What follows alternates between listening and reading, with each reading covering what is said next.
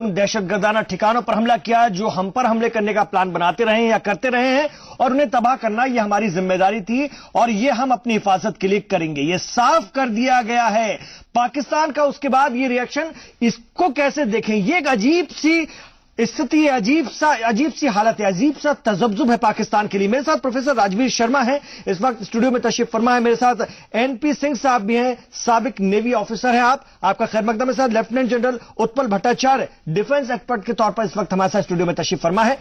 पाकिस्तान किस पर हमला कर रहा है? हम कह रहे हैं, चाइना में वजीर खारजा सुषमा स्वराज कह रही हैं।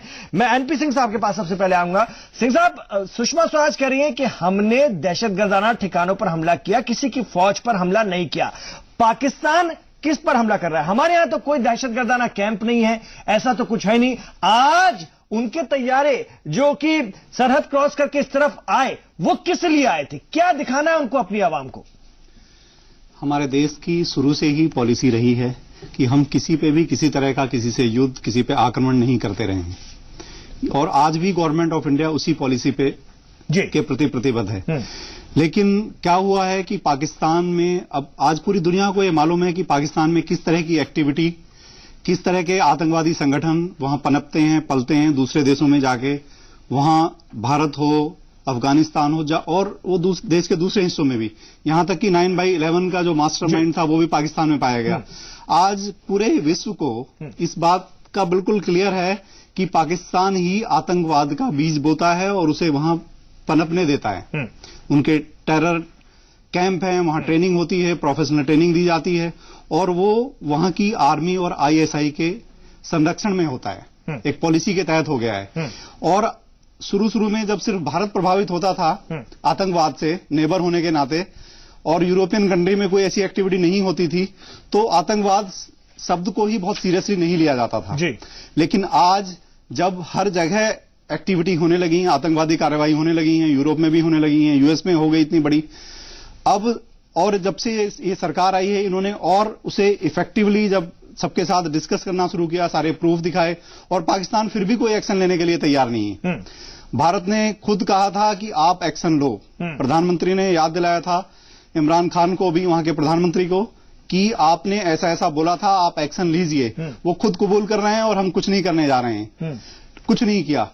लेकिन भारत की सशस्त्र सेनाएं इतनी सक्षम हैं, इतनी प्रोफेशनल हैं, उन्हें टाइम दे दिया गया, उन्हें बता दिया गया, उन्हें छूट दे दी गई, गवर्नमेंट की तरफ से गो अहेड हो गया। वो अपनी तैयारी कर रहे थे। अगर पाकिस्तान ने नहीं किया, और ये इंटेलिजेंस इनपुट थे, आज का भारत पुराना भारत नहीं है। Today we have access to all the informations. In fact आज हम पिन पॉइंट कर पा रहे हैं। क्यों कर पा रहे हैं? चाहे वो हमारी स्पेस नीति रही हो, हमारी अपनी कैपेबिलिटी रही हो, अपनी कैपेबिलिटी बढ़ी है तो दूसरे भी हमारे साथ सामरिक इंफॉर्मेशन शेयर करने के लिए आज तैयार हैं और कर रहे हैं। सो आज हमें बिल्कुल स्पेसिफिक इंफॉर्मेशन है, इनपुट्स हैं। Based on that we knew कि एक और हो जाएगा अगर हमने नहीं किया तो, और पाकिस्तान उसमें कुछ कर नहीं रहा है। पूरी वर्ल्ड कम्युनिटी को इसके बारे में बता दिया गया, और उन्होंने खुद, आज सारे हमारे साथ हैं, उन्होंने नहीं किया तो हमने किया।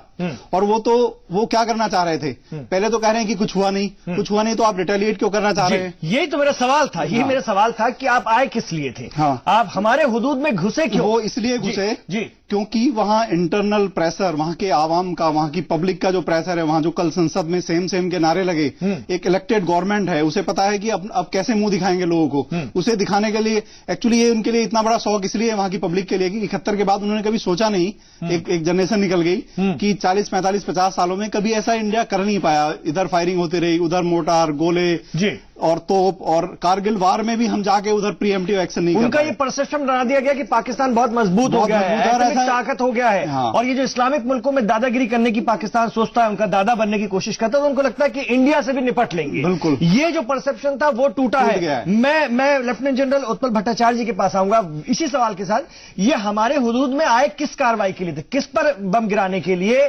किसको टारगेट करने के लिए? हमारे आर्म फोर्सेस को, हमारे सेना के कैंपों को? क्योंकि हमारे यहां तो कोई दहशतगर्दाना कैंप नहीं है। हमने मकबूजा कश्मीर में, जो कि हमारा हिस्सा है, वहां पर दहशतगर्दी कैंपों पर कार्रवाई की, जिसको पाकिस्तान के लिए हम कई बार कह चुके थे वो नहीं करता था और उनको पालता पोसता था। ये हम दुनिया के सामने साफ तौर पर रख पा रहे हैं कि नहीं, और शायद रखने की कोशिश कर ही रहे होंगे।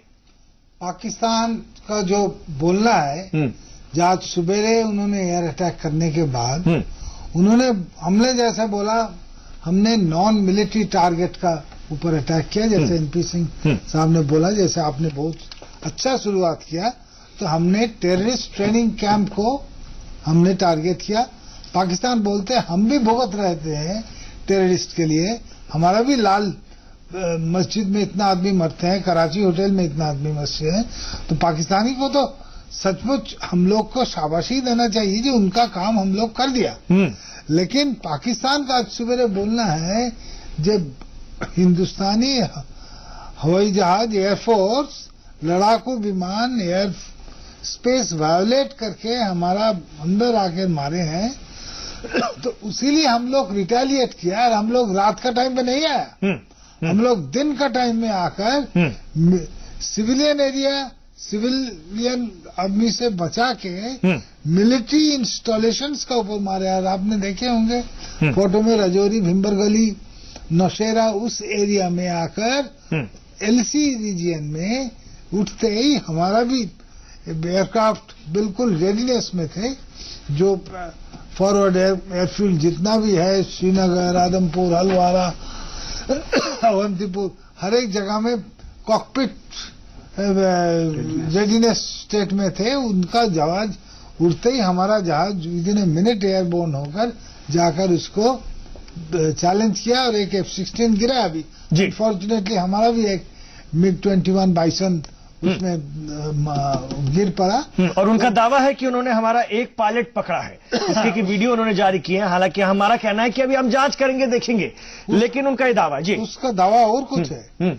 उसका दावा है कि हमारा 2 जहाज गिरा है, एक्चुअली उनका F-16 उसका एरिया में गिरा है और हमारा MiG-21 भी उसी एरिया में गया है। And LC is a longitudinal very small little slice, 15-20 kilometre, जी 25 किलोमीटर। सो वो दैट, और फाइटर प्लेन के लिए ये 15-20 किलोमीटर कोई मायने रखते नहीं है जी। उस साइड में गिरा है। वो लोग तो बोल रहे हैं, उसका पेपर में भी देखे होंगे, डॉन में, द नेशन में, जो हम लोग हिंदुस्तान का 2 लड़ाकू विमान गिरा है फॉर देयर इंटरनल कंजम्पशन, जैसे आम आदमी को बताने के लिए। वो तो अपना सीने थपथपा रहा है जो हम दोनों को गिराया, हमारा जहाज जाकर उधर तमाम मचा के रहा है। तो उसको they believe in falsehood, they live in falsehood, सब कुछ बता के उसको ऐसा करके उसका चलता ही ऐसा। कोई ये देखिए भंबर गली, नौशेरा, लोलाब उस सेक्टर में आया था, क्रॉस करके जी। ये हम दिखा भी रहे हैं, एनिमेशन के जरिए दिखा रहे हैं कि हुआ दरअसल क्या था और पाकिस्तान का जो दावा है वो क्या है। मैं आपके पास आना चाहूंगा प्रोफेसर राजवीर शर्मा। एक बार फिर वहां का मीडिया ये प्रोपेगेंडा कर रहा है, बार बार कह रहा है कि हमारे वजीर आजम इमरान खान कह रहे हैं कि हम बातचीत से मामलों को सुलझाना चाहते हैं, जंग किसी भी मामले का हल नहीं है। वो इस तरह से अपने आप को मजलूम बता रहे हैं, मासूम बता रहे हैं, प्रभावित बता रहे हैं, पीड़ित बताने की कोशिश कर रहे हैं। वो उनका तरीका ही होता है। क्या लगता है इस वक्त, एक तो वो ये भी समझने की भूल कर गए कि ये मोदी सरकार है, मनमोहन सरकार नहीं है, तो ये भूल भी उनसे बड़ी हो गई है। क्या लगता है ये मामला लंबा जाएगा या फिर उनके तरफ से इस वक्त जो डर के मारे जो बातें सामने आ रही हैं कि आप बात करने के लिए हम तैयार हैं, आप कोशिश कीजिए, या आप ही नहीं करना चाहते, क्या हमारी तरफ से भी पहल होगी या हम अब अपनी शर्तों पर इस लड़ाई को आगे बढ़ाएंगे? देखिए, अगर आपने इमरान खान के चुनाव के बाद की पॉलिटिक्स पाकिस्तान की देखी हो तो आप ये यकीन से कह सकते हैं, और कोई भी कह सकता है पूरे दुनिया में बैठा हुआ, कि इमरान खान से शायद ये लोग उम्मीद लगा रहे थे कि ये कुछ अलग किस्म की राजनीति करेंगे। क्योंकि आते ही जब ये प्रधानमंत्री बने और इन्होंने जो पहली अपनी एक प्रेस कॉन्फ्रेंस की, तो उसमें भी उन्होंने कुछ ऐसा ही एक बयान दिया और ये कहा कि भारत अगर 1 कदम चलेगा तो पाकिस्तान 2 कदम चलेगा और हम दोस्ती चाहते हैं, हम बातचीत चाहते हैं। लेकिन उसके बाद किया क्या? उसके बाद किया कि हर जगह पे अटैक कराए, जैसे मोहब्बत से या किसी या मुजाहिदीन से या और जैसा कि सुषमा स्वराज बता रही थी और अटैक की तैयारी थी, वो तो हमने धर दिया जाकर के, मैं कूट दिया अच्छी तरह से, वरना ये काम चलता ही रहता। मैं एक हिस्ट्री आपको बता रहा हूं कि किस तरीके से पाकिस्तान एक्सपोज कर रहा है अपने आप को। और इमरान खान या वहां की जो सरकार आज कह रही है कि हम युद्ध नहीं चाहते हैं, हम बातचीत चाहते हैं, इसको कौन नहीं चाहेगा? युद्ध भारत तो बिल्कुल ही नहीं चाहता है, लेकिन मुझे लगता है कि ये भी वही घड़ियाली एक किस्म की जो इनकी कंपन है, उस कंपन का नतीजा है, इसकी घबराहट का नतीजा है। और मैं आपको बताऊं, आपने अभी एक सवाल किया था कि आखिर ये आए क्या करने के लिए थे। मुझे लगता है कि पाकिस्तान के जो फाइटर जेट्स, फाइटर विमान आए भारत की तरफ, उसके दो उद्देश्य हो सकते हैं। एक उद्देश्य तो यह है कि वो अपनी जो इंटरनल, जैसे अभी भट्टाचार्य साहब कह रहे थे कि अपनी इंटरनल जो उनकी टेंशन्स हैं और जो प्रेशर है उसको शायद वो हल्का करना चाहते हों। लेकिन दूसरा, हो सकता है कि मैं गलत हूं, लेकिन दूसरा एक मुझे ये लगता है कि वो पाकिस्तान के जहाजों के द्वारा हिंदुस्तान की प्रिपेयर्डनेस का जायजा लेना चाहते थे। कितना मार सकते हैं हमको, वो हिंदुस्तान हमको कितना पीट सकता है, कितनी तैयारी है।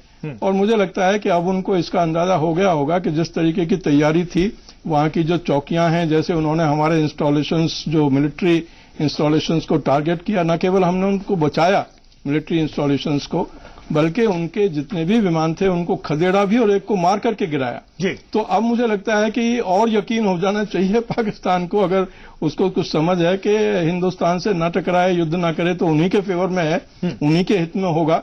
वरना मुझे ये लगता है कि पाकिस्तान अपनी एक हिस्ट्री लिख करके चला जाएगा। Pakistan will be a matter of history. बहुत बहुत अहम बात। लेकिन एनपी सिंह साहब, ये तो बताना पड़ेगा ना अपनी आवाम को। तो ठीक है, आप जो भी झूठ सच बताएं, जो प्रोपेगेंडा करना है आप करें, लेकिन दुनिया को भी तो बताना पड़ता है। दुनिया को क्या बताएंगे, किसको टारगेट करेंगे? हम तो दुनिया को बता रहे हैं। सुषमा स्वराज ने कहा ना, चीन में बैठ करके कहा कि ये हमने इसलिए किया, हमारे पास ये सबूत थे, हम इनसे पहले कह चुके थे, ये नहीं करते हैं, ये पोस रहे थे उनको, हमने मारा। वो क्या बताएंगे? वो दुनिया को क्या बता सकते हैं? उन पर कुछ है ही नहीं। पाकिस्तान को दुनिया को बताने के लिए उनका जो सुबह स्टेटमेंट आता है, पहली कॉन्फ्रेंस होती है, फिर दोपहर को, फिर शाम तक, वही बदलता चला जाता है। उनकी क्रेडिबिलिटी अपने आप ही ग्लोबली, इंटरनेशनली लो होती चली जाती है, क्योंकि वो कभी भी सच बोलते नहीं है। और यही कारण है कि कोई भी कंट्री, इवन वन कंट्री इस दुनिया में, कोई भी उनके साथ नहीं आया कि पाकिस्तान के साथ गलत हुआ या ऐसा हुआ, क्योंकि अब सबको बहुत क्लियर है कि आतंकवाद की जड़, आतंकवाद को पनपने में मदद करना और उनके खिलाफ ना एक्शन लेने वाला देश पाकिस्तान ही है। और अब सब पीड़ित हैं थोड़े थोड़े। वो इंटेंसिटी घट बढ़ सकती है, लेकिन एक तरफ वो दिखाना चाहते हैं, उनकी पॉलिटिकल लीडरशिप दिखाना चाहती है कि हम शांति चाहते हैं, और दूसरी तरफ उनकी आर्मी लगातार इस वक्त भी, सर मैं इस वक्त भी देख पा रहा हूं पाकिस्तानी टेलीविजन चैनल्स पर यही प्रोपेगेंडा चल रहा है। इमरान खान की तस्वीर बार बार दिखा कि हमारे वजीर आजम ने इस वक्त जो है यही सुझाव दिया है, यही तजवीज रखी है कि हम बात करते हैं, इससे बेहतर तरीका और कोई नहीं है। और हिंदुस्तान की एक रेडिकल लीडरशिप है, जो राइट विंग जिसको वो कह रहे हैं अपने टेलीविजन चैनल्स पर, वो कहीं ना कहीं एरोगेंसी अपना रही है। ये इस तरह का प्रोपेगेंडा इस वक्त चल रहा है। ये उनके प्रोपेगेंडा को कोई भी वर्ड में मान नहीं सकता। हमारी तरफ से जो शुरुआत हुई थी, right from the day one, the new government बुलाया, इनवाइट किया अपने कंट्री में, सारे सार को इनवाइट किया, खुद चले गए बिना बुलाए, अपनी तरफ से शुरुआत की थी। रेसिप्रोकेशन में हमें क्या मिला, ठीक है। और आज अगर वो कह रहे हैं कि हम बात करना चाहते हैं, इंडिया तो हमेशा ही बात करने के पक्ष में रहा, कभी युद्ध के पक्ष में नीति ही नहीं रही। लेकिन बहुत क्लियर है कि आप आतंकवादियों के खिलाफ एक्शन लो, और ये गवर्नमेंट ने क्लियर कर दिया कि आतंकवाद, हिंसा और बातचीत एक साथ नहीं हो सकती। आप बंद करो, बिल्कुल लगाम लगाओ, खत्म कर दो। हम तो बात करने के लिए हमेशा तैयार। प्रोफेसर राजवीर सिंह जी, बार बार वही कहा जा रहा है वहां के मीडिया के जरिए भी, वहां के पॉलिटिशियंस के जरिए, कि जी आए टेबल पर बात करें, जी आए टेबल पर बात करें, हम बातचीत चाहते हैं, हम खित्ते में अमन चाहते हैं, खित्ते की सलामती चाहते हैं। खित्ते की सलामती की इतनी फिक्र थी तो ये जो इतने बड़े बड़े दहशतगर्द पाले हुए थे, इन्हें पोस रहे थे, इन्हें खिला पिला रहे थे उस वक्त। और जब आपके 150 से ज्यादा बच्चे आपके आर्मी स्कूल में घुसकर मार डाले इन्होंने, इन रेडिकल लोगों ने, तब आपने कभी खित्ते की फिक्र नहीं की? नहीं, देखिए, अभी सिंह साहब बहुत अच्छी बात कर रहे थे और मैं भी उसकी हामी भरता हूं। वो ये कि पाकिस्तान कहता कुछ है, करता कुछ है, उसको ये पता ही नहीं है कि उसको क्या करना है और क्या नहीं करना है। अभी अगर आप देखें तो एक तरफ तो वो कह रहे हैं कि हम युद्ध नहीं चाहते, बातचीत चाहते हैं, और दूसरी तरफ वो नेशनल कमांड को कहते हैं कि इमीडिएटली तैयार रहो 2 मिनट के उस पर। और उसके बाद वो यहाँ के जो उनके यहाँ जो दहशतगर्दों के वो जो संगठन है, उनसे कह रहे हैं कि हमको फाइट करनी है डू और डाई की हिंदुस्तान के खिलाफ।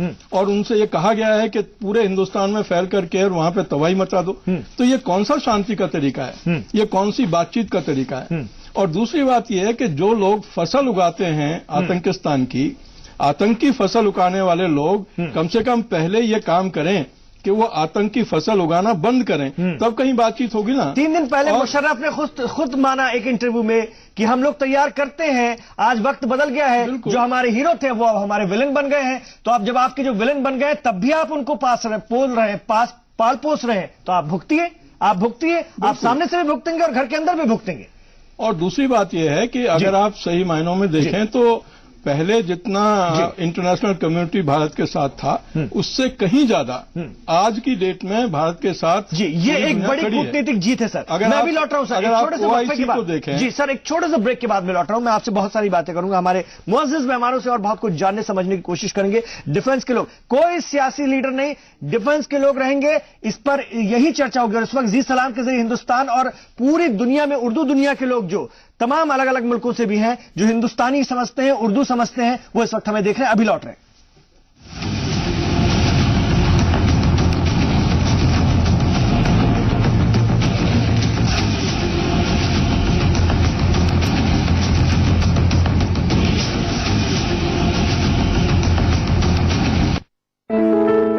अजीम शायरों की हसीन दास्तान।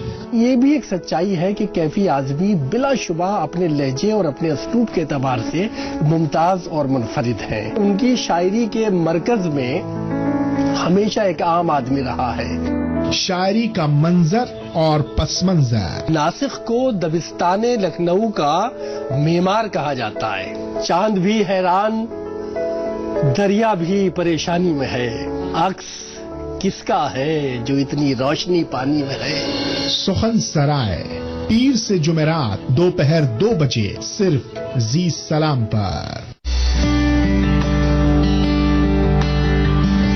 बॉलीवुड का वो सुनहरा दौर। पल भर के लिए कोई हमें प्यार कर ले। पर्दे के पीछे के दिलचस्प किस्से। इतना न मुझसे तू प्यार बढ़ा कि मैं एक बादल आवारा। फिल्मी गलियारों की अनसुनी कहानियां। देखिए सदाबहार नगमे में पीर से शनिचर रात 10 बजे सिर्फ जी सलाम पर। अगर आप व्हाट्सएप, फेसबुक या दूसरे सोशल मीडिया पर मौजूद किसी ग्रुप से जुड़े हैं और आपका ग्रुप समाज की बेहतरी के लिए कोई काम करता है तो हमें बताइए, इमेज और वीडियो बनाकर भेजिए। हम आपकी मदद की कहानी जी सलाम पर दिखाएंगे। हमारा व्हाट्सएप नंबर है 9811782016। हमारा ईमेल आईडी है salamassignment@zmedia.slgroup.com।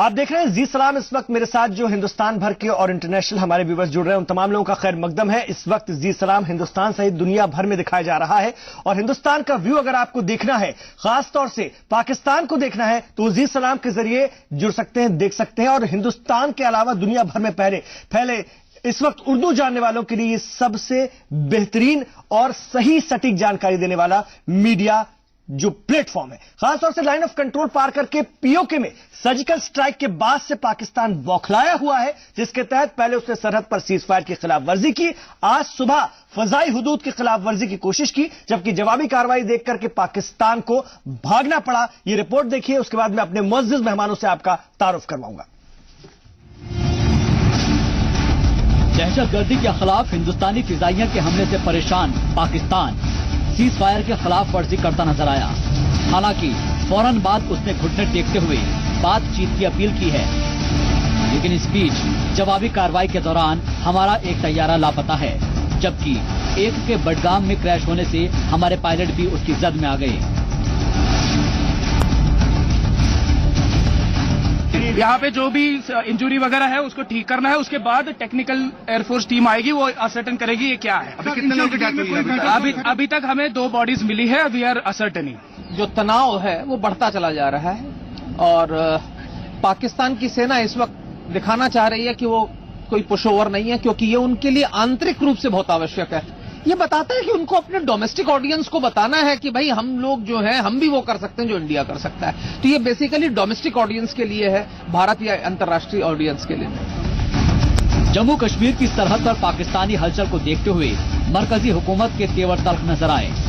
वजारत दाखिला ने आनन फानन में दिफाई अफसरान की मीटिंग बुलाकर हालात का जायजा लिया, तो मौजूदा हालात को लेकर दीगर सरहदी रियासतें भी अलर्ट मोड पर नजर आईं। देखिए, ऑपरेशन चल रहे हैं और चलते रहेंगे और सफलताएं मिलती रहेंगी। Thank you. एयरपोर्ट को क्या ILR पर रखा गया है? इस तरीके से एयरपोर्ट चल रहा है, कई एयरपोर्ट को बंद किया गया। नेशनल लेवल पे गवर्नमेंट ऑफ इंडिया या इंडियन डिफेंस फोर्सेस जो भी एक्शन करते हैं वो that is as per the national policy.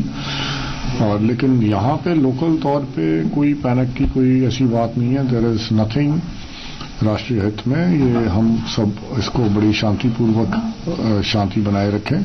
कोई घबराने की या पैनिक की कोई जरूरत नहीं है। हमारी डिफेंस फोर्सेस और हमारी सिविल एडमिनिस्ट्रेशन सभी पूरी तरह से मुस्तैद हैं और ऐसी कोई बात नहीं है जिसकी कोई चिंता करने की बात हो। पुलवामा हमले के बाद तेजी से बदले हालात और आलमी दुनिया से खुद को अलग थलग पड़ता देख पाकिस्तान बैकफुट पर नजर आने लगा है। पहले आर्मी और बाद में खुद पाकिस्तानी पीएम ने बातचीत को ही बेहतर रास्ता बताया। ऐसे में आखिरी फैसला हिंदुस्तान के हाथों में आता नजर आ रहा है कि वो दहशतगर्दी की ताबूत में आखिरी कील खुद ठोकता है या फिर पाकिस्तान को आलमी बिरादरी के सामने एक्सपोज होने पर मजबूर करता है। Bureau report, ji media.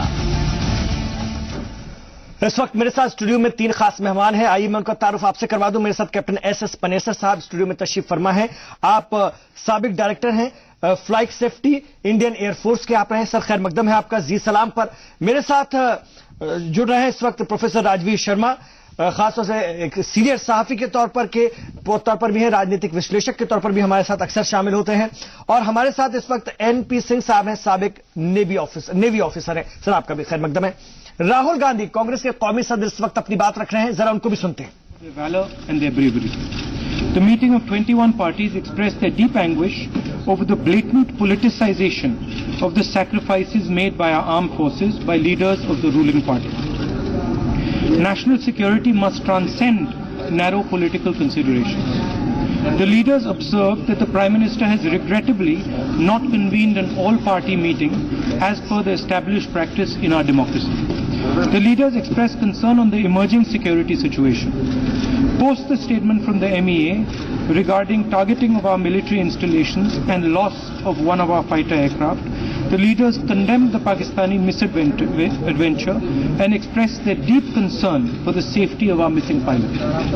Leaders urged the government to take the nation into confidence in all measures to protect India's sovereignty, unity and integrity. Thank you.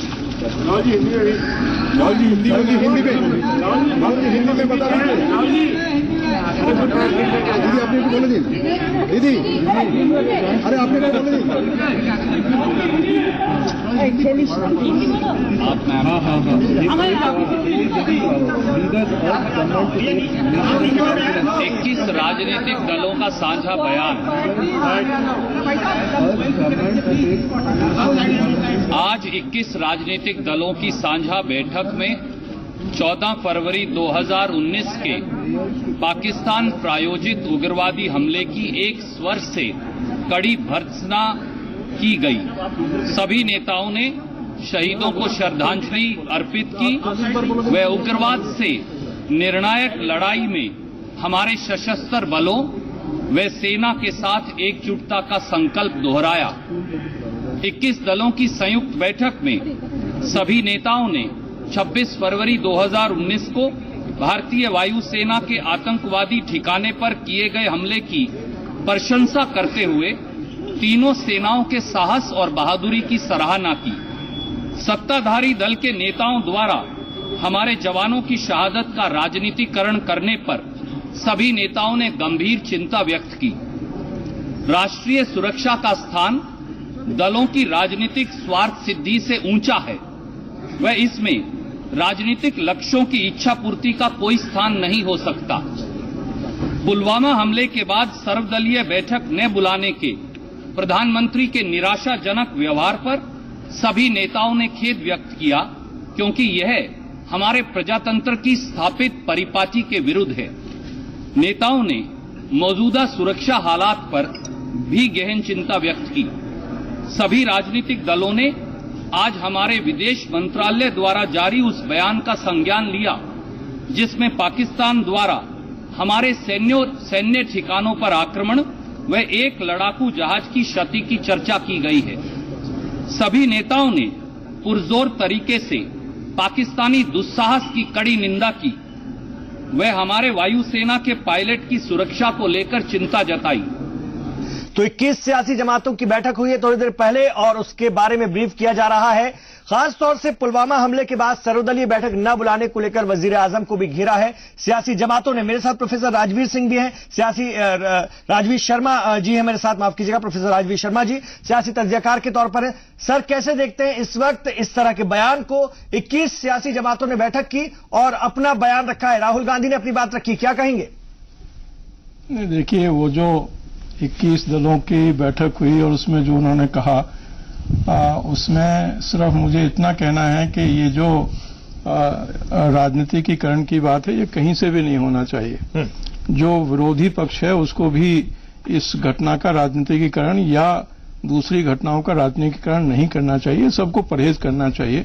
लेकिन दूसरी बात यह है कि किसी नेता ने इसका राजनीतिकरण किया मुझे नहीं मालूम, लेकिन अगर आप हिंदुस्तान की जनता को लें तो जब हमारे 40 से ज्यादा जवानों के शहीद हुए तो उस समय पूरे देश ने एक तरीके का न केवल मातम मनाया बल्कि ये भी कहा कि सरकार जो है वो कोई कदम नहीं उठा रही है। सरकार की से उम्मीद कर रहे थे कि वो कहीं ना कहीं जरूर एकदम बदला लें। तो ये भी एक देश का मूड था, इसमें किसी पार्टी का मूड नहीं था, ये पूरे देश का मूड था। बाकी सियासी जमातें भी कहीं ना कहीं से लोगों को रिप्रेजेंट करती हैं। नहीं, वो इल्जाम जो लगा रहे हैं कि वज़ीर आज़म को चाहिए था पुलवामा के बाद हम लोगों को बैठाते बात करते। मैं अपनी पूरी बात कर लूं, मुझे लगता है आपके सवाल का जवाब मिल जाएगा।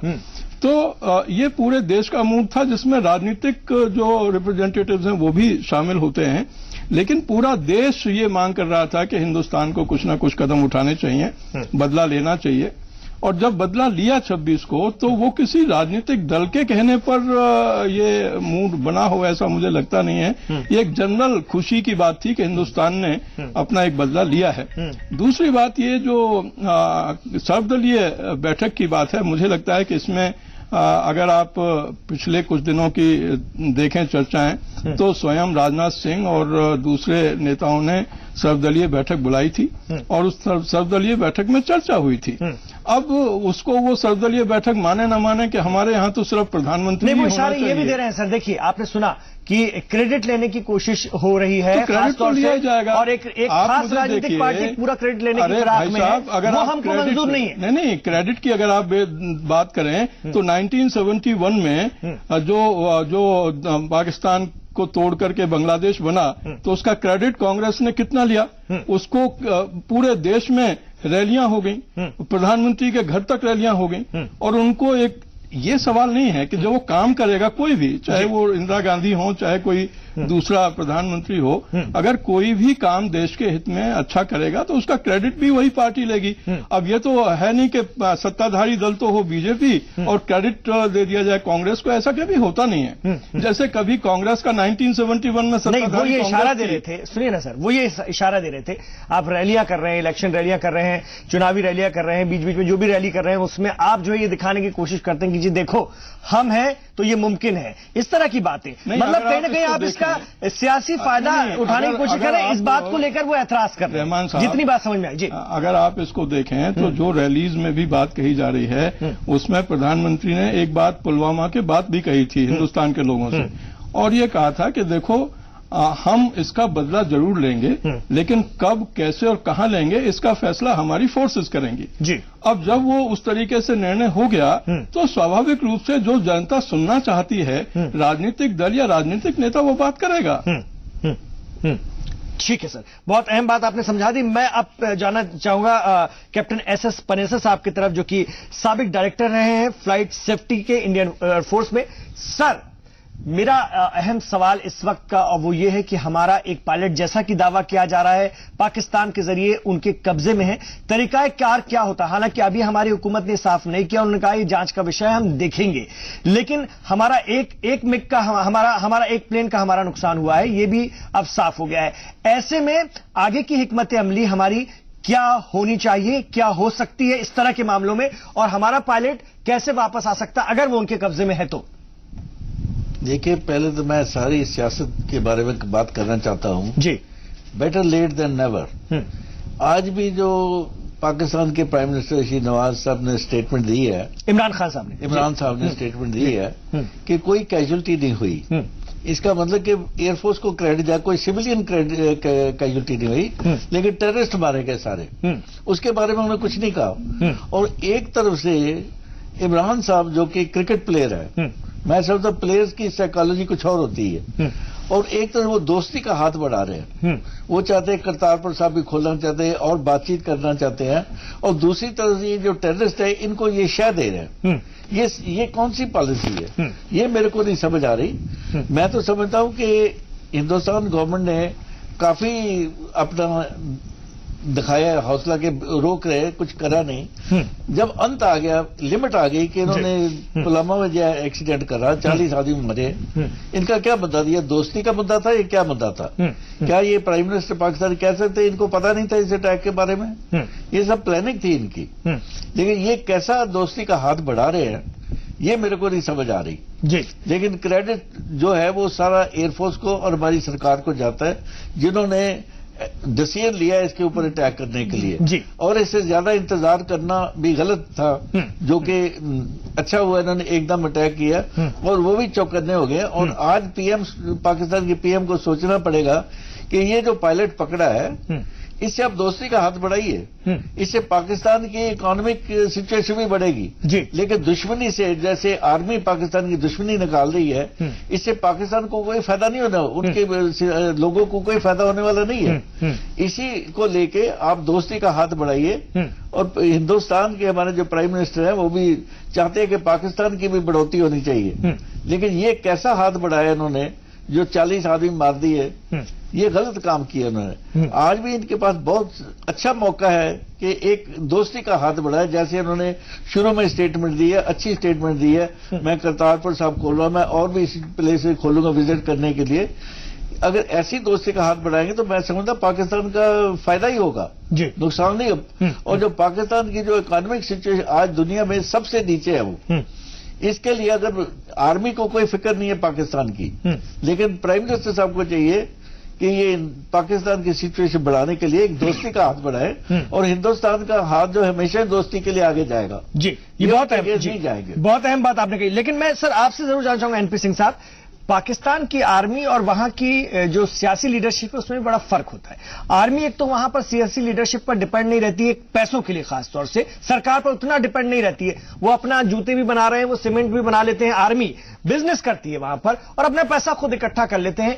इसीलिए भी वो कहीं ना कहीं अपने मुल्क की आवाम को या कहीं ना कहीं अपने ईगो को सेटिस्फाइड करने के लिए इस तरह की हरकत वो कर रहे हैं। आज जो उन्होंने किया वो किस वजह से किया, जैसे आप भी समझा पाए कि हमारी तरफ तो ना कोई कैंप थे, हमने तो सिर्फ अपने यहां के जो दुश्मन थे, जो कैंप थे, उनको मारा। उनका सिर्फ इतना कहना था कि आप हमारे हुदूद में गए, जबकि हमारा कहना है वो भी हमारा हिस्सा है। तो उनकी आर्मी उनकी सियासी लीडरशिप की सुनती नहीं है। ऐसे में आपको क्या लगता है आगे कुछ और रिएक्ट करेंगे क्या वो, इमरान खान कुछ भी कहे?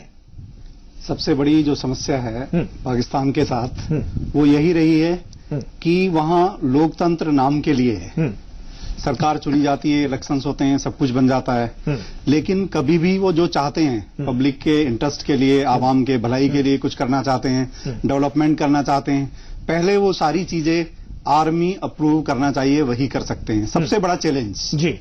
और आर्मी अपनी सुप्रीमेसी बनाए रखने के लिए उनके पास सारी चीजें, जैसा आपने बताया, धंधा करते हैं, बिजनेस करते हैं, कारोबार करते हैं, सारी यूनिट्स, हर चीज है जी। और सब उसके वो बन के बैठे हैं, जैसे एमडी होते हैं कंपनी के, इस तरह से सारे वहां के जो जनरल और वो हैं, सारी पावर उन्हीं के पास हैं जी। और वो कभी भी उससे अपनी उसके छोड़ना नहीं चाहते। और शायद एक दिन अगर उन्होंने बदला नहीं, बदलते टाइम को अगर पहचाना नहीं, जो भी बदला नहीं है टाइम के साथ जी, वो खत्म हो गया है।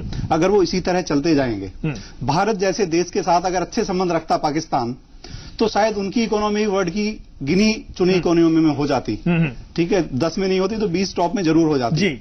और भारत के साथ ही मिलके वो हर फील्ड में तरक्की कर सकते थे। इंफ्रास्ट्रक्चर आपकी आईटी में कर सकते थे भारत से, हर चीज में यहाँ से बहुत अच्छी बात आपने कही। मैं पढ़ रहा था कहीं मैडम शेख हसीना वाजिद जो बांग्लादेश की प्राइम मिनिस्टर है, उन्होंने बड़े हिसाब से बांग्लादेश को पाकिस्तान से बेहतर इकोनॉमी उसकी करती चली जा रही है, वो पोजीशन खास तौर से, क्योंकि एक तो इंडिया के साथ चूंकि हम तो डिफेंस भी उनसे शेयर करते हैं और इंटेलिजेंस भी शेयर करते हैं, तो कहीं ना कहीं वो बहुत आसानी से बहुत तेजी से आगे बढ़ रहे हैं और इधर पाकिस्तान पूरी दुनिया से अलग थलग पड़ता जा रहा है अपनी हरकत की वजह से। वही बांग्लादेश जो कभी पाकिस्तान का हिस्सा हुआ करता था।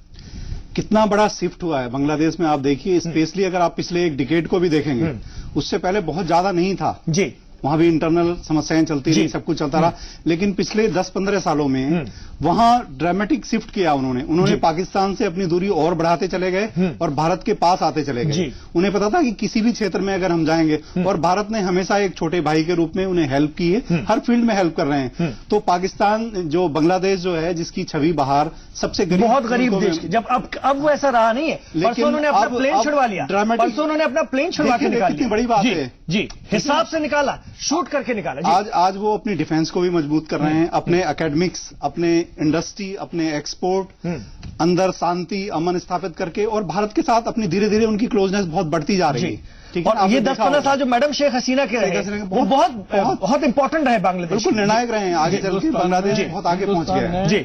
और अगर पाकिस्तान इस चीज से नहीं सीखेगा तो जिस तरह से बांग्लादेश अलग हो गया था, कोई चारा नहीं होगा, वर्ल्ड में कोई उनका सिंपैथाइजर नहीं है, क्योंकि वो काम इस तरह के कर रहे हैं। आने वाला टाइम ऐसा भी हो सकता है कि और कई टुकड़े हो जाएं। या तो सुधरना होगा या सिधरना होगा, सुधरना होगा या सिधरना होगा। सर आप कुछ कहना चाह रहे हैं? जी, मैं इतना कहना चाह रहा था कि जो दोस्ती का हाथ और विकास का हाथ हिंदुस्तान ने बांग्लादेश के साथ बढ़ाया जी, हमने तो पाकिस्तान के साथ भी वो हाथ बढ़ाया, कई बार बढ़ाया, मोस्ट फेवर्ड नेशन का दर्जा दिया उसको, और इसलिए दिया कि उसका ट्रेड जो है वो सुधरे, उसकी इकोनॉमी सुधरे। इसलिए हमने मोस्ट फेवर्ड नेशन का, यहाँ की क्रिटिसिज्म के बावजूद हमने उसको मोस्ट फेवर्ड नेशन का दर्जा दिया। हम चाहते थे कि पाकिस्तान मजबूत बने, आर्थिक रूप से सुधरे, ताकि वहां के लोग जो हैं वो एक सही जिंदगी बसर कर सकें। लेकिन पाकिस्तान की जो आर्मी है उसके अपने इंटरेस्ट ऐसे हैं, जो पाकिस्तान की जो जनता है उसको वो गरीबी में ही रखना चाहती है, और हिंदुस्तान के खिलाफ जंग का एक फोबिया हर समय उसके दिमाग पे छाया रहता है, ताकि वो लोगों को सोचने का मौका ही ना दे। अब उनको ये भी सोचना पड़ेगा कि अब उनका ये खेल भी जो सेना का है वो भी एक्सपोज हो रहा है। बलूचिस्तान में उनके खिलाफ जो पाकिस्तान के हुक्मरान हैं उसके खिलाफ एक ज्वाला उभर रही है। ऐसे ही पीओके में बहुत सारे आंदोलन उनके खिलाफ चल रहे हैं। इसका मतलब यह है कि पाकिस्तान की जनता का भी सब्र का बांध शायद अब टूट चुका है, और इसलिए अब भी इस समय है कि पाकिस्तान और आर्मी को कंट्रोल करे, और आर्मी को यह कहे कि हमारा पहला जो फर्ज होना चाहिए वो हमारी जनता के लिए होना चाहिए। हिंदुस्तान उनके बढ़ावे के लिए ही, उनके विकास के लिए ही आगे आएगा, उनके खिलाफ नहीं है। कल भी हमारे हुक्मरान ने और हमारी जो विदेश मंत्री हैं उन्होंने भी ये साफ कहा कि हमारी लड़ाई पाकिस्तान के खिलाफ नहीं है, हमारी लड़ाई पाकिस्तानियों के खिलाफ भी नहीं है, हमारी लड़ाई है दहशतगर्दों के खिलाफ, और इसलिए हम दहशतगर्दों को समाप्त करना चाहते हैं, और वो भी तब जब पाकिस्तान नहीं कर रहा है अपना सेल्फ डिफेंस का राइट। सर और कहीं ना कहीं सारा प्रोपेगेंडा पनेसर साहब यही हो रहा है अभी पाकिस्तानी मीडिया में। हम लगातार अगर नजर बनाएं तो वो भी ये कह रहे हैं जी हम बहुत मासूम हैं, हम बहुत प्रभावित हैं, पीड़ित हैं, और हम चाहते हैं कि इस पूरे रीजन में, इस खित्ते में जो है अमन हो, शांति हो, लेकिन सुधरना हमें अंदर से है नहीं। ये जो प्रोपेगेंडा, और वो भी हम जहां ये बात सच में कर रहे हैं वहां वो लगातार इसी तरह की बात कर रहे हैं। क्या मैसेज वो अपनी आवाम को देना चाहते हैं समझ से परे? देखिए, जो पाकिस्तान के अवाम है जी, वो कहते हैं हम पीड़ित हैं, मैं उनसे के साथ बिल्कुल सहमत हूं। वो हिंदुस्तान से पीड़ित ना रहे, वो अपनी आर्मी से पीड़ित रहे, क्योंकि आर्मी पाकिस्तान की बढ़ोतरी नहीं चाहती। वो उनके अपने स्कूल में बच्चे मार गए तालिबान के, उनको कोई फिक्र नहीं, वो सिर्फ लड़ाई चाहते हैं। और मैं समझता हूं जब तक पाकिस्तान के जो हुक्मरान है, सिविल हुक्मरान है, इनकी सारी सिक्योरिटी आर्मी के हाथ में है, तभी ये उनके नीचे लगे हुए हैं, आर्मी के नीचे, उनके ज्यादा बोलते नहीं, तो वो किसी टाइम भी इनको खड़का सकते हैं। इनको सिक्योरिटी सेपरेट करे आर्मी से, फिर मैं देखता हूं कि आर्मी कैसे डिसीजन लेगी। और जब तक ये अपना दोस्ती का हाथ हमारे प्राइम मिनिस्टर साहब से नहीं मिलाते, इनके मुल्क का तो आज जो हिमाकत ये इन्होंने की है, करते दिखे हैं कम से कम, उसमें ये आर्मी की करतूत होगी, वहां की उसका दबाव है, या फिर वहां की पॉलिटिकल लीडरशिप को अपनी आवाम को दिखाना ये वो दबाव? आर्मी के डिसीजन है ये, पब्लिक नहीं चाहती। वहां के जो गरीब लोग हैं, जो आनंद चाहते हैं, पीस चाहते हैं, वो नहीं चाहते कि लड़ाई हो देश से। उनसे उनकी बढ़ोतरी नहीं होगी, उनके बच्चे नहीं पढ़ पाएंगे क्या। लेकिन ये आर्मी नहीं चाहती कि यहाँ पे पीस रहे, वो चाहते कि बाहर से पैसा आता रहे, इनका मुनीशन आता रहे, ये लड़ाई चालू रहे। इससे पाकिस्तान की बढ़ोतरी नहीं हो सकती। और मैं समझता हूँ कि पाकिस्तान की जो पब्लिक है वो हमारे साथ है। हम भी वहां पाकिस्तान से आए हैं, मैं भी जानता हूं कि वो अमन अमान वाले हैं, कोई दुश्मनी नहीं चाहता। आज भी अगर हम पाकिस्तान में जाए तो बड़ी इज्जत से बहुत बात करते हैं जी। लेकिन आर्मी जो है ना, ये पाकिस्तान को पीस नहीं लाने देगी। लेकिन फिर एनपी सिंह साहब, अगर हाल ये है और आर्मी का इतना दबाव है और आर्मी की इतनी मनमर्जी है, तो ऐसे में तो ये फिर और इस तरह की हरकत कर सकते हैं। हमें हर वक्त अलर्ट रहने की जरूरत है, क्योंकि ये बार बार ये दिखाने की कोशिश तो करेंगे ना कि हम कमजोर नहीं है अपनी पब्लिक को। आर्मी तो कम से कम ये दिखाएगी। बिल्कुल जी। पाकिस्तान की आर्मी कभी नहीं चाहेगी पब्लिक की नजर में डाउन होना। एक्चुअली जो वहां अभी स्टैब्लिशमेंट है, उसकी आप तुलना कर सकते हैं कि जिस तरह से ब्रिटिश राज में जब सारी सत्ता उनके पास होती थी और वो इंडियंस को किस तरह से ट्रीट करते थे, तब तो एक ही देश था। ट्रांसफर हो गया, तभी डिवीजन हो गया। एक्चुअली साथ रहे होते तो शायद कुछ चेंज आ गया होता जी। तभी डिवीजन हो गया और उन्होंने एक तरह से वो ट्रांसफर हो गया, सत्ता एक एलाइट क्लास बन गई जी। वो आज भी पाकिस्तान के नागरिकों को उस तरह से ट्रीट नहीं करते हैं जैसे वो उनके अपने हों। जैसे हमें कभी ट्रीट किया जाता था जब सारी पावर हाथ में होती थी ब्रिटिश ऑफिसर्स के, और वो इंडियंस को कैसे ट्रीट करते थे। पाकिस्तान में ये बहुत बड़ा अंतर्द्वंद है आपस में जी। ये टूटेगा, इसके लिए बहुत बड़ा वो होगा एक चेंज, बहुत बड़ा, तभी चेंज अमन आ सकता है। क्योंकि ये ही सपोर्ट करते हैं सारे आतंकवादियों को। इन्हीं संरक्षण में ट्रेनिंग होती है, इन्हीं की जानकारी में होती है। आईएसआई में सारी आर्मी है, और जैसा बताया इन्होंने कि वहां की सिक्योरिटी सारी आर्मी के हाथ में, सारे पॉलिटिशियंस की। तो इवेंचुअली अगर आर्मी ने समय रहते ये नहीं किया तो वहां 80,000 ने सरेंडर किया था बांग्लादेश में ये टाइम जी। हो सकता है इससे बहुत बड़ी नौबत आ जाए, इससे बहुत बड़ी नौबत आ जाए। लेकिन वो तो ये इस गुमान में रहते हैं कि अब वक्त बदल चुका है। उस वक्त हमारे पास 17 दिन का बारूद था। आज मैं सुन रहा था, टेलीविजन चैनल वहां के बहुत गा रहे हैं, उस वक्त हमारे पास 17 दिन का बारूद था तो वो करना पड़ा। आज पाकिस्तान अलग है, नया है, अब इंडिया को समझ जाना चाहिए। इस तरह की बातें वो एक्चुअली जो डिफरेंस है, पहली बात तो जो पावरफुल होता है उसे अपनी पावर के बारे में बोलना नहीं होता। जो कमजोर होता है वो दिखा रहा था इंफीरियरिटी कॉम्प्लेक्स को छुपाने के लिए कि हम न्यूक्लियर पावर हैं, हमने चूड़ियां नहीं पहनी हुई, इस तरह के जो स्टेटमेंट देता है। आपने देखा होगा कि कभी कोई बड़ा कंट्री या मजबूत देश इस तरह के स्टेटमेंट नहीं देता है। लेकिन जब होता नहीं है तब वो दिखाने के लिए कि हम ऐसा कर देंगे वैसा कर देंगे, सिर्फ साइकोलॉजिकल फियर क्रिएट करने की कोशिश करते हैं। अब क्या होगा अगर आर्मी इनकी इसी तरह से चलती रहेगी जैसे अभी चल रहा है। ये नियम है दुनिया का, अगर आप बदले नहीं है तो आपको ऑब्सलीट हो जाएंगे, बदल जाएंगे, खत्म हो जाएंगे, नक्शे से भी खत्म हो जाएंगे। बहुत उदाहरण है, हर फील्ड उदाहरण है। आप देख लीजिए कि किसी जमाने में एक मैं उदाहरण दूसरी फील्ड का देता हूं कि एक नोकिया ही फोन के रूप में जाना जाता था, ठीक है ना। एक फोर्ड कार के रूप में जानी जाती थी, जो ग्लोबल नंबर 1 थी, इन्वेंटर थे फोर्ड कार के। उन्होंने मॉडल बदला ही नहीं, और वो तब अपनी जिद पे कि मेरे रहते रहे यही रहेगा। दूसरे बहुत आगे निकल गए, बहुत पीछे हुए, खत्म हो गए। इतनी चीजें हैं। और अगर दुनिया में सोवियत रूस जैसे कंट्री इतने पावरफुल, वर्ल्ड के जो दो पावर जो महाशक्तियां थी उनमें से एक जी वो टूट गया। आप सोचिए अगर हम बदलते नहीं हैं तो टूटना होगा जी। और टूटने के बाद कहां रह जाते हैं, अब देख लीजिए बाकी पार्ट का क्या स्थिति हुई है, बनी हुई है। तो पाकिस्तान को समझ लेना चाहिए जनता के हित में, वहां के आवाम के भले के लिए। लोग सही बोला इन्होंने, हम भी मिले हैं, बहुत लोगों से मिलते रहे हैं और बड़े कॉर्डियल, और हम जैसे ही हैं, किसी तरह का कोई वो है नहीं, हम सब एक ही हैं, भाई भाई हैं, पब्लिक में नहीं है। लेकिन वो पब्लिक को कभी भी, जैसे हम यहाँ कहते रहे हैं कि गरीबी हटाओ गरीबी हटाओ, पॉलिटिकल ये बोलते रहे, लेकिन हटाई नहीं, क्योंकि उनका वोट चाहिए होता है। इसी तरह से समाव वहां आर्मी अपनी पावर्स में बिल्कुल भी ढील नहीं देना चाहती है, और पब्लिक इंटरेस्ट उनके लिए नहीं है। अपनी पावर बना के रखा हुआ है। और वो तो वहां दिखा है, हमेशा जब दिखता है कि पॉलिटिकल लीडरशिप कमजोर पड़ रही है, थोड़ा भी एस्केलेशन करेंगे, बिल्कुल अगर वो थोड़ा भी एस्केलेशन करेंगे वो एक बार दिखाने के लिए, तो उसका रिजल्ट बहुत गंभीर उन्हें भुगतना पड़ेगा। इवेंचुअली पब्लिक सफर करेगी, वहां का आवाम सफर करेगा। और अगर समझदार लीडरशिप होगी तो कभी नहीं चाहेगी, और बिल्कुल इस रूप में नहीं कि हम कमजोर हैं या बात कर लो, नहीं, अपने हाथ जो आपने कांटे बो रखे हैं उनको साफ करवाइए जरा। वो कांटे मुशर्रफ खुद कह रहे हैं, आप उनके इंटरव्यू देख लीजिए उठा करके अभी 4-5 दिन पहले के, उन्होंने कहा कि ये हमने तैयार किए थे, हिंदुस्तान के खिलाफ तैयार किए थे, रेडिकलाइजेशन उनका किया, इस्लाम का भी हमने सहारा लिया। ये हम यहां से कह रहे हैं, टेलीविजन से बहुत कम लोग कहते हैं, उन्होंने लिया इसका सहारा, ढाल उसकी बनवाई, और अब वो उनकी मुसीबत बन गए, वो उनसे खुद परेशान है। और लेकिन अफसोस इस बात का है कि आज भी वो हिंदुस्तान के खिलाफ उन्हें पाल रहे हैं कि बस हिंदुस्तान को बर्बाद करते रहो या हिंदुस्तान को डिस्टर्ब करते रहो। बर्बाद तो खैर उनकी हैसियत नहीं करने की। मैं ये चाहूंगा कि पाकिस्तान आर्मी की जो गलतियां हैं जी, जो इमरान खान जी उनको माफ ना करें जी, और पता करें कि वो क्यों ये दोबारा लड़ाई की बातें कर रहे हैं। चलिए सर, इस पर मैं बात करूंगा, इस पर मैं आपसे बात करूंगा। इतना क्या मुमकिन है वहां की पॉलिटिकल लीडरशिप के लिए अब ऐसे समय, जबकि पिछली सरकार ही एकमात्र ऐसी सरकार थी जिसने 5 साल पूरा किया, डेमोक्रेटिक सरकार चुनी, वरना इतने 70 साल के पाकिस्तान, क़याम पाकिस्तान के बाद कभी कोई सरकार अपना कार्यकाल ही पूरा नहीं कर पाई, हमेशा आर्मी कब्जा लिया करती थी। तो ये तो वहां के हालात हैं। तो क्या आर्मी सुनेगी पॉलिटिकल लीडरशिप की, ये भी बड़ा सवाल है। एक छोटा सा वक्फा, अभी हाजिर हो रहे हैं।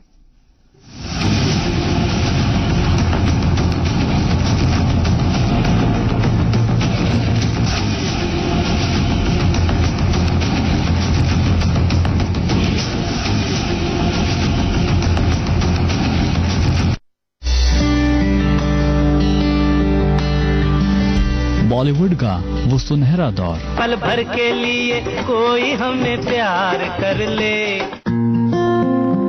पर्दे के पीछे के दिलचस्प किस्से, इतना न मुझसे तू प्यार बढ़ा कि मैं एक बादल आवारा, फिल्मी गलियारों की अनसुनी कहानियां। देखिए सदाबहार नगमे में पीर से शनिचर रात 10 बजे सिर्फ जी सलाम पर।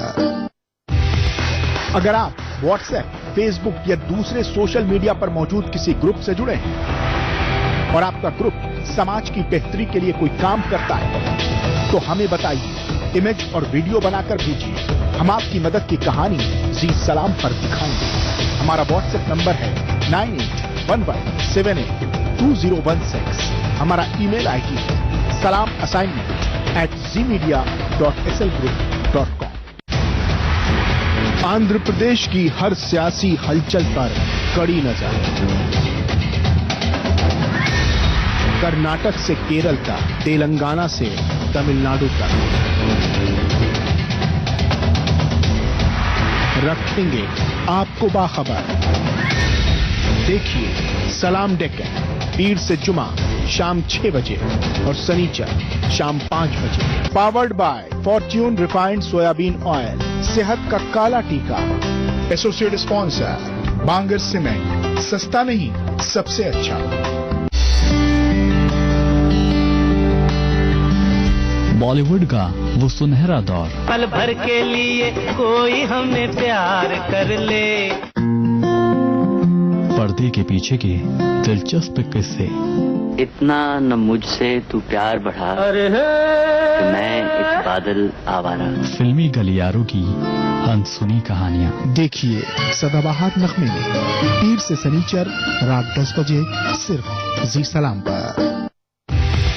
अगर आप व्हाट्सएप, फेसबुक या दूसरे सोशल मीडिया पर मौजूद किसी ग्रुप से जुड़े हैं और आपका ग्रुप समाज की बेहतरी के लिए कोई काम करता है तो हमें बताइए, इमेज और वीडियो बनाकर भेजिए। हम आपकी मदद की कहानी जी सलाम पर दिखाएंगे। हमारा व्हाट्सएप नंबर है 9811782016। हमारा ईमेल आईडी है salamassignment@zmedia.slgroup.com। आंध्र प्रदेश की हर सियासी हलचल पर कड़ी नजर, कर्नाटक से केरल तक, तेलंगाना से तमिलनाडु तक, रखेंगे आपको बाखबर। देखिए सलाम डेक्कन, पीर से जुमा शाम 6 बजे और सनीचर शाम 5 बजे। Powered by Fortune refined soybean oil, सेहत का काला टीका। एसोसिएट स्पॉन्सर बांगर सीमेंट, सस्ता नहीं सबसे अच्छा। अजीम शायरों की हसीन दास्तान।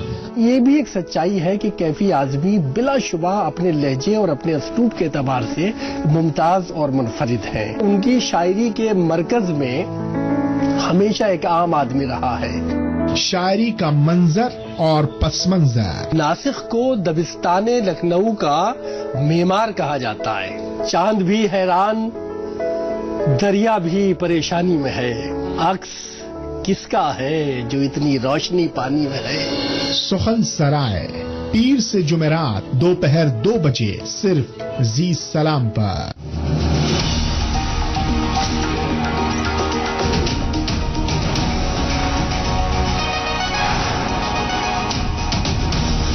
जी सलाम, हिंदुस्तान की उम्मीद।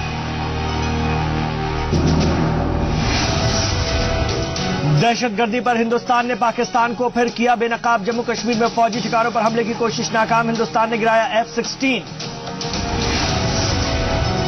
वजीर खजाना अरुण जेटली का पाकिस्तान को सख्त इंतबाह। कहा, अमेरिका उसामा को मार सकता है तो फिर भारत कुछ क्यों नहीं कर सकता। हर महाज पर पाकिस्तान को शिकस्त का सामना। चीन और रूस ने दहशतगर्दी पर दिया हिंदुस्तान का साथ। RIC मीट में मुश्तरका बयान, दहशतगर्दी को फरोग देने वालों पर हो कानूनी कार्रवाई। बिलासपुर में पाकिस्तान पर वजीर दाखिला राजनाथ सिंह का वार। कहा, दहशतगर्दों की जमीन पर जाकर मुल्क के जवानों ने दिया मुंह तोड़ जवाब। पाकिस्तान के PM के पास नहीं है इसका कोई जवाब। मुल्क के सभी हवाई अड्डों पर बहाल हुई परवाजें। हिफाजत के मद्देनजर बंद किए गए थे शुमाली हिंद के 9 हवाई अड्डे।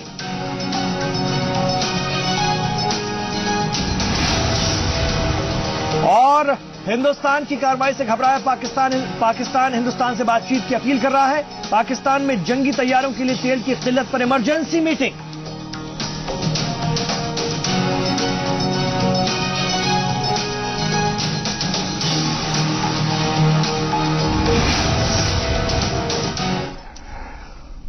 जम्मू कश्मीर के पुलवामा में फिदायीन हमला कराकर पाकिस्तान बुरी तरह फंसता नजर आ रहा है। हिंदुस्तान की जवाबी कार्रवाई और मुस्तकबिल के हालात को देखते हुए वो काफी परेशान है, जिसकी दुहाई अब खुद पाकिस्तानी वजीर आजम भी देने लगे हैं।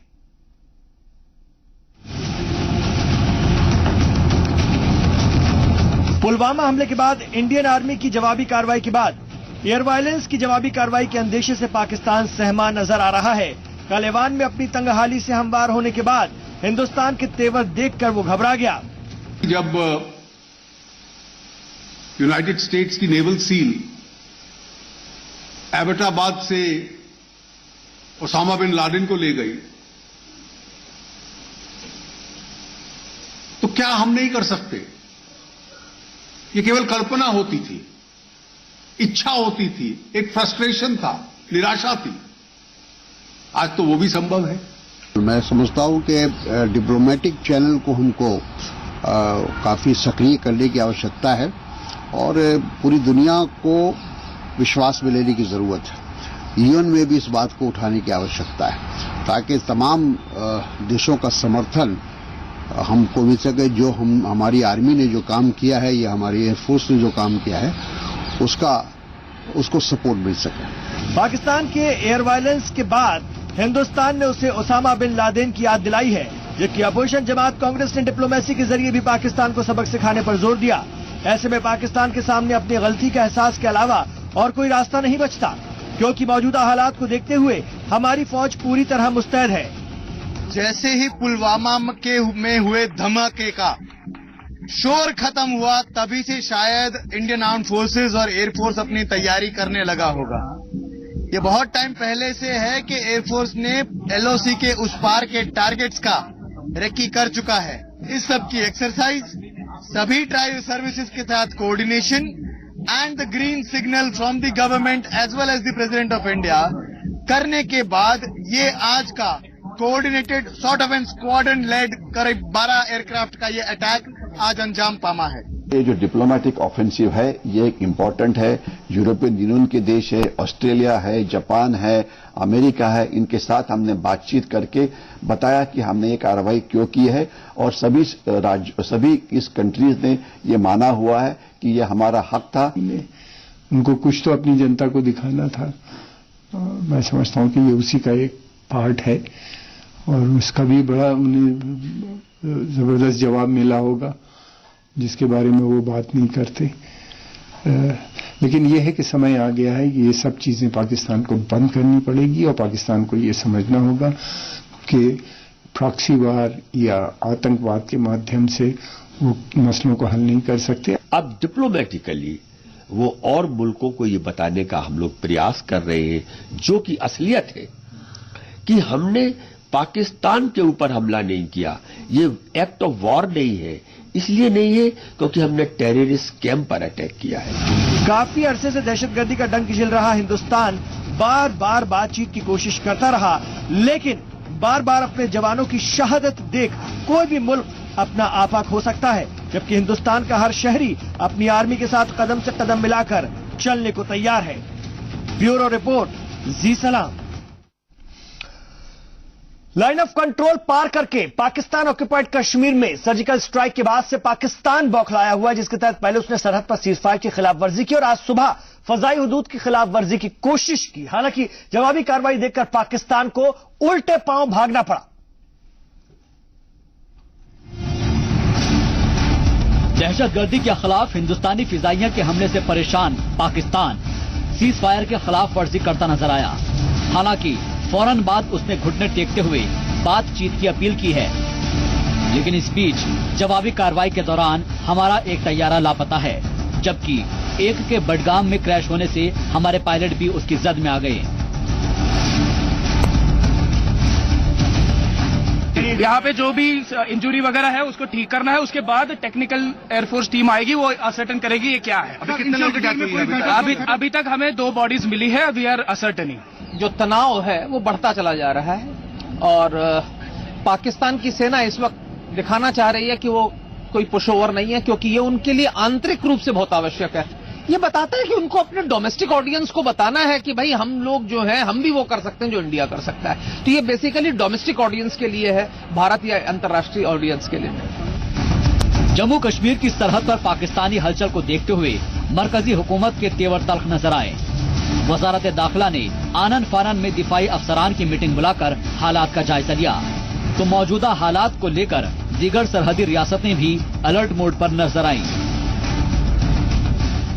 देखिए, ऑपरेशन चल रहे हैं और चलते रहेंगे और सफलताएं मिलती रहेंगी। Thank you.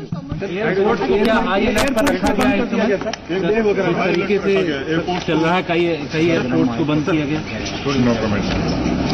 नेशनल लेवल पे गवर्नमेंट ऑफ इंडिया या इंडियन डिफेंस फोर्सेस जो भी एक्शन करते हैं वो that is as per the national policy.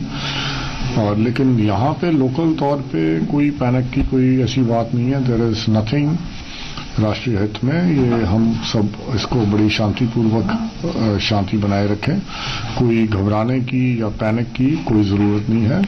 हमारी डिफेंस फोर्सेस और हमारी सिविल एडमिनिस्ट्रेशन सभी पूरी तरह से मुस्तैद हैं और ऐसी कोई बात नहीं है जिसकी कोई चिंता करने की बात हो।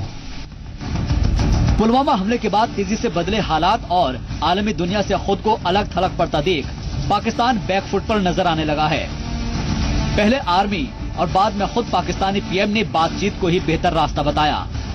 ऐसे में आखिरी फैसला हिंदुस्तान के हाथों में आता नजर आ रहा है कि वो दहशतगर्दी की ताबूत में आखिरी कील खुद ठोकता है या फिर पाकिस्तान को आलमी बिरादरी के सामने एक्सपोज होने पर मजबूर करता है। ब्यूरो रिपोर्ट, जी मीडिया।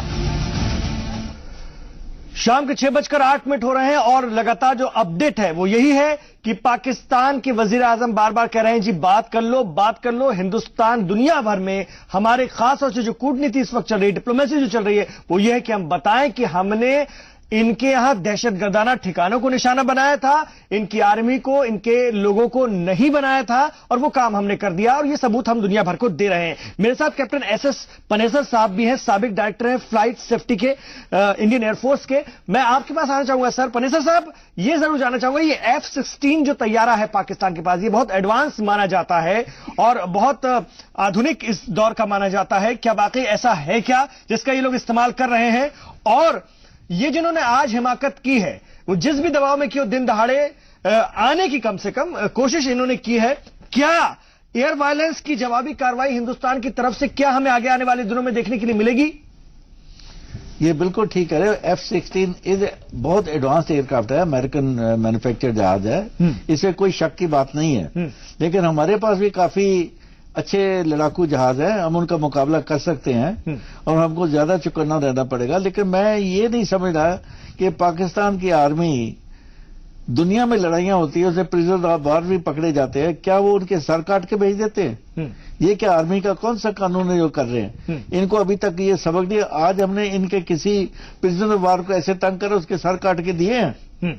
लेकिन ये जो पाकिस्तान की आर्मी की पॉलिसी, ये बहुत गलत है, इनको रोकना पड़ेगा और पाकिस्तान की अवाम को खड़े होकर देखना पड़ेगा कि क्या वो अमन चाहते हैं या आर्मी के साथ हाथ मिला के लड़ाई करना चाहते हैं। हिंदुस्तान से हाथ बढ़ाने से पाकिस्तान की अवाम की तरक्की होगी। आज जो उनका सारी दुनिया में ये साबित हो चुका है कि पाकिस्तान एक टेररिस्ट कंट्री है, ये इनका इमेज बदल सकता है। दुनिया में कोई ऐसी चीज है जिसका सोल्यूशन ना हो, लेकिन आर्मी पाकिस्तान की सोल्यूशन नहीं चाहती। आज भी वो हमारी सरकार से हाथ मिलाएं और पीस की बात करें और पाकिस्तान का नाम ऊंचा होगा सारी दुनिया में। बिल्कुल, ये बहुत अहम बात आपने कही। लेकिन F-16 के बारे में आपने कहा है ये बहुत अहम तैयारा। मैं आपके पास आना चाहूंगा सर, एनपी सिंह साहब, ये एयर वायलेंस जो इन्होंने किया है, इस पर हमारी जवाबी कार्रवाई भी, हमारा रिएक्शन भी, क्योंकि मीटिंग हुई है और लगातार ये कशीदगी जिस तरह से बन रही है, उसके बाद हमारे भी पॉलिटिकल लीडरशिप और फौज के जरिए मीटिंग जारी है, सिक्योरिटी फोर्सेस के जरिए मीटिंग जारी है। क्या और कोई जवाब दिया जाएगा इनकी दिन दहाड़े की इस हरकत पर, जैसा कि ये प्रोपेगेंडा कर रहे हैं? हालांकि ये घुस ही नहीं पाए, ये तो खदेड़े गए, पहले ही खदेड़ दिए गए, लेकिन कोई जवाब आपको लगता है आगे आने वाले दिनों में देखने को मिलेगा? देखिए, आपने F-16 की बात की और जो बहुत आधुनिकतम हवाई जहाजों में, लड़ाकू विमानों में स्ट्राइकर में गिना जाता है। लेकिन आप विडंबना देखिए एक देश की, उनकी जो फौज की, उनकी जो एयरफोर्स की सबसे एडवांस उनके एयरक्राफ्ट को हमारे सबसे पुराने aircraft MiG-21 is the first generation of MiG। We have up to MiG-29 जी, ठीक है। हमारे फर्स्ट जनरेशन के एयरक्राफ्ट, सबसे पुराने एयरक्राफ्ट में ने उन्हें इंटरसेप्ट किया, डिस्ट्रॉय किया और भगा दिया। बाकी तो भागना पड़ा, अदरवाइज वो भी जा सकते थे, ठीक है। एक रहा, उसे डाल दिया। अब आप सोच सकते हो कि सिर्फ मशीन ही काम नहीं करती है, मैन बिहाइंड द मशीन। ये बहुत बड़ा मिशन था जो हमारे जो पायलट अनफॉर्चुनेटली अभी मिसिंग हैं और उस टेरिटरी में चले गए, क्योंकि वहां जाके इंटरसेप्ट करके उसे गिराया है और अपने आने नहीं दिया। आप सोचिए कि अगर वो हमारे यहां आ जाते या सफल हो जाते तो डेफिनेटली कुछ ना कुछ तो डैमेज होता, सिविलियन पॉपुलेशन होता या मिलिट्री हमारी इंस्टॉलेशन हो सकती थी। लेकिन हमने इमीडिएटली रिटेलिएट कर दिया और उन्हीं की टेरिटरी में कर दिया, आपने यहां घुसने से पहले ही कर दिया जी, ठीक है। सो ये एक बहुत बड़ा मैसेज ये भी है, ये सेकंड मैसेज है जिसे हम बहुत ज्यादा इस पर डिस्कस नहीं कर रहे हैं कि हमने वहां जाके मारा और उन्होंने वहां से यहां आने से पहले ही उन्हें गिरा दिया जी। और वो भी किसमें? अभी तो हमारे पास तो बहुत बड़ी फ्लीट है हमारे पास, और ये जो 12 गए थे, ये 12 तो बहुत छोटा है। हमारे यहां तो जब मिशन के लिए जाएंगे तो it could be number, could be an number, ठीक है ना। It could be 20, it could be 30, it could be in a different formations, ठीक है ना। तो ये सब मैसेज हैं उनके लिए। अभी भी मौका है तबाही से बचने के लिए, अपने देश के प्रोग्रेस के लिए। आप सोचिए, देखिए हम यहां बैठे हुए सभी लोग, हम गैर राजनीतिक हैं, हम डिफेंस की बैकग्राउंड को बिलोंग करते हैं सभी, और हम आज भी युद्ध की हम भी नहीं सोच रहे हैं, हम भी उनके भले की सोच रहे हैं, ठीक है ना। आज भी हम चाहते हैं कि वहां अच्छा हो। क्यों चाहते हैं? कि वो भी हमारी तरह खुशहाल रहें, लोग अच्छा जीवन जिए, और ये आतंकवाद बंद होना ही इस चीज को सुनिश्चित कर देगा जी। अब ये सारा सब कुछ उन्हीं के कोर्ट में है। वर्ल्ड में कहीं उनके साथ, किसी देश का उनके साथ आज की डेट में सपोर्ट नहीं है जी, क्योंकि और ये उन्हें एहसास है। चाइना ने भी, जिसको वो अपना सबसे बड़ा दोस्त मानते हैं या ये मानते हैं कि कम से कम वो हमारे लिए आके खड़ा होगा, उसने बहुत नपी तुली प्रतिक्रिया दी थी। सुषमा स्वराज चाइना में है। हम अपने हिसाब से जो जो जो कभी कभी विपक्ष कहता था ना कि झूला अहमदाबाद में झुला रहे थे मोदी जी चाइनीज प्रेसिडेंट को, आज उसका असर हमें लगता है दिख रहा है। तो जो कुछ दुनिया को हमने साधने की कोशिश की इतने सालों में, आज दुनिया कहीं ना कहीं उस रिस्पॉन्स कर रही है। ये सबसे बड़ा डिफरेंस आज के सिनेरियो में और अब से पहले अगर कारगिल वार को भी देख लें या उससे पहले कहीं भी चले जाएं, सबसे बड़ा डिफरेंस यही है कि पहले अमेरिका पाकिस्तान को डायरेक्ट सपोर्ट करता था जी, लॉजिस्टिक की, वेपन्स की, मनी की। चाइना करता ही रहा है, ठीक है। पूरे जो इस्लामिक कंट्रीज हैं वहां से पैसे की खूब ये मिलती थी, बिल्कुल नेचुरल राई कहा जाता था, ठीक है। उन्हें धीरे धीरे हकीकत का पता चला। ये बहुत बड़ी डिप्लोमेटिक और जो हमारे जो फॉरेन मिनिस्टर हैं और जो हमारा पूरा जो पॉलिसी रही है नेशन की पॉलिसी पिछले 5 सालों में, सबका परसेप्शन बदल गया है। हकीकत, हमने उन्हें हकीकत बताई है कि हम क्या हैं, हम क्या सोचते रहे हैं, क्या पॉलिसी रही, क्या हमारी पॉलिसी है। हम कभी भी मानवता के अगेंस्ट नहीं जाना चाहते हैं। वी आर ह्यूमैनिटेरियन और आतंकवाद जो है वो एंटी ह्यूमैनिटी ही है और वर्ल्ड में वो बहुत जगह प्रूव हो चुका है। मेरे उस सवाल का आपने जवाब नहीं दिया। शायद ये यहां से शायद ये जवाब देना ठीक नहीं है, या फिर आपको लगता है, ये तो बता दीजिए कम से कम कि ये एयर वायलेंस जो हुआ है पाकिस्तान की तरफ से दिन दहाड़े, उसके ऊपर क्या लगता है कि आगे आने वाले दिनों में कुछ रिएक्शन मिलेगा क्या? क्योंकि ये ऐसे छोड़ा तो नहीं जा सकता मुझे लगता है। जो उन्होंने एयर वायलेशन किया है उसे तो रिटेलिएट कर दिया गया है जी। मुद्दा अभी वही रहता है जिसके लिए सारी समस्या है। मुद्दा है आतंकवादी कैंपों को, उनके ट्रेनिंग सेंटर्स को, आतंकवाद को कुचलना। अगर पाकिस्तान उस पे एग्री होता है, क्रेडिबल एक्शंस लेता है, वर्ल्ड को, इंडिया को एश्योरेंस देके उस पे काम करता है, तो आगे रास्ता अमन चैन का होगा। अदरवाइज अब आसानी से इंडिया रुकने वाला नहीं है। लेकिन आज जो हरकत वो करने की कोशिश कर रहे थे प्रोफेसर राजवीर सिंह जी, उन्होंने तो एक तरह से, राजवीर शर्मा जी, उन्होंने तो एक तरह से जंग वाली हालात पैदा करने की कोशिश की ना। घुसने की तो कोशिश अब वो कर रहे थे, हमने दहशतगर्दाना अड्डों पर हमले किए, आज वो हमारे एरिया में घुसने की कोशिश कर रहे थे। ये तो ऐसा लगता है कि जंग की सीधी चुनौती, और फिर दिन भर उनका मीडिया प्रोपेगेंडा करता है। उनका वजीर आजम बार बार कहता है जी हम तो बात करने के लिए तैयार हैं, जी हम तो बातचीत से खित्ते में अमन चाहते हैं। ये क्या तरीका, ये कैसी सियासत और कैसा जो है बेवकूफ बनाने का तरीका है? आपने सही फरमाया कि ये जो पाकिस्तान कह रहा है कि हम हिंदुस्तान से जंग नहीं चाहते, हम हिंदुस्तान से बातचीत करना चाहते हैं, हर चीज बातचीत के जरिए सुलझाई जा सकती है। पाकिस्तान इसको अच्छे तरीके से जानता है कि हिंदुस्तान ने उनको एक दो टूक कहा है कि बातचीत और दहशतगर्दी दोनों साथ साथ नहीं चल सकते जी। इसलिए भारत उस समय तक कोई बातचीत आपसे नहीं करेगा जब तक आप अपने ये दहशतगर्दी और दहशतगर्दों के ये जो कैंप हैं अपने यहाँ से नेस्तनाबूद नहीं करते। इसलिए जहां तक बातचीत का सवाल है, वो तो इस समय जब तक ये एक्शन नहीं लेगा तब तक बातचीत नहीं होगी। अब रहा दूसरा सवाल कि हम जंग नहीं चाहते, जंग भी नहीं चाहते और अपने विमानों को भेजते हैं हमारी टेरिटरी में। और अगर आप देखें तो ये तो भारतवर्षीय है जो जंग नहीं चाहता कि आपके एयर अटैक के बावजूद भी हमने कोई अटैक अभी तक पाकिस्तान पर नहीं किया है। इसका मतलब यह है कि हम रेस्ट्रेंट बरत रहे हैं, अभी भी अपने ऊपर बहुत संयम बरत रहे हैं, अभी भी एक रिस्पॉन्सिबल स्टेट होने के नाते। इसलिए तुम जो कह रहे हो वो प्रैक्टिस नहीं कर रहे हो, और हम जो प्रैक्टिस कर रहे हैं वो कह रहे हैं कि Hindustan doesn't want a war, और उसका एक सबूत दे रहे हैं कि हम आज भी पाकिस्तान पर हमला कर सकते थे काउंटर। जब आपने हमला कर दिया, it was almost a war जी अगेंस्ट इंडिया। वही तो, ये तो सीधे जंग के हालात बना दिया पाकिस्तान ने। यस, और उसके बावजूद भी हमने वार नहीं की। इसका मतलब है कि हम संयम बरत रहे हैं। हम वास्तव में चाहते हैं कि जंग ना हो, लेकिन अगर जंग कोई करने पर तुला हुआ हो तो हिंदुस्तान उसका कड़ा जवाब देगा, जैसे अब तक देता आया है 1948 से लेकर के आज तक। फर्क केवल इतना होगा कि अभी तक हम उनकी जितनी भी वार में हमारे पास उनकी जमीन आती थी, हम उसको किसी न किसी समझौते में लौटा देते थे। लेकिन इमरान साहब को और उनकी आर्मी को अब यह समझना चाहिए कि अब ये नया भारत है और वो नहीं होगा कि हम जो जमीन उनकी लेंगे वो लौटा दें। और हो सकता है कि पाकिस्तान ही भारत का हिस्सा बन जाए।